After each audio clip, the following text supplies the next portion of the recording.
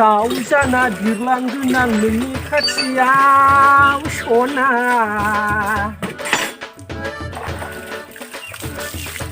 मालायफोरालाय माबोरै दामा दामि गारि बायनाय सालायनो हादोंब्रा आंहालाय माथो नोंखौसो लाइफोरालाय सालायबाय थानांगौ जाबायलै आइ आंनाव फनसो हरबावबायब्रा मा जाखो आंनाव दानि फन टेलिफनावसो